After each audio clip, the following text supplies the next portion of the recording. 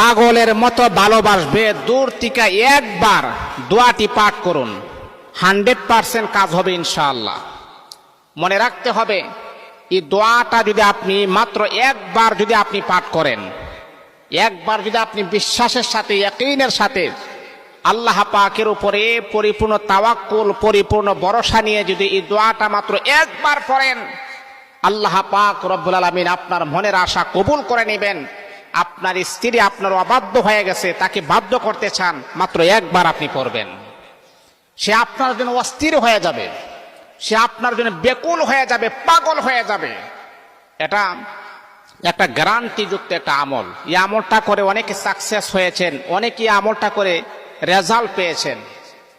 গত কয়েকদিন আগে যখন আমি আমার আরেকটা সোশ্যাল মিডিয়াতে যখন বয়ানটা যখন ছাড়ছিলাম, তখন আমার এক ভাই আমাকে কিছু হাদিয়া দিয়েছেন। তা আমাকে বলতেছে, শায়েখ আপনার নাম হচ্ছে মুফতি মিজানুর রহমান বিবারিয়া, আপনার একটা আমল পেয়ে আমি অত্যন্ত খুশি হয়েছি, এমনকি আমি রেজাল্ট পেয়েছি, এই জন্য আমি আপনাকে খুশি মনে কিছু হাদিয়া দিতে চাই। তা আমি চিন্তা করলাম, এখন যদি না করি হাদিয়া দেওয়া শূন্য, নেওয়াও শূন্য। আমি বললাম, ঠিক আছে ভাই, আপনি যেহেতু হাদিয়া দিবেন, আমি তো না করতে পারবো না, আল্লাহ রাসূলের সুন্নাত অস্বীকার হবে, ঠিক আছে দেন। আসলে টাকা পয়সা বড় কথা না। টাকা পয়সা আজকে আপনার কাছে আছে, কালকে নাও থাকতে পারে। টাকা পয়সা দিয়ে সম্পর্ক মেনটেন করে না। ভালোবাসা হচ্ছে মনের একটা আবেগ, অনুভূতি। ভালোবাসাটাই হচ্ছে আসল ভালোবাসা। এটা টাকা পয়সার কাছে বিক্রি হই না।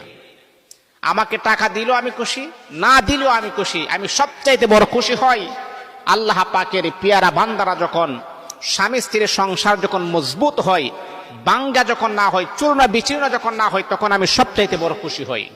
আল্লাহ, আমার একটা আমল, আমি নগণ্যের একটা কথা শুনে যদি তারা আমল